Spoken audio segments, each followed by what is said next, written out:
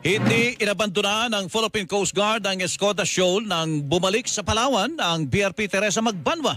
Yan ang ginit ni Commodore J. Tariela, tagapagsalita ng Philippine Coast Guard sa West Philippine Sea, at binigyang linaw na nagsagawa lamang sila ng tinatawag na repositioning.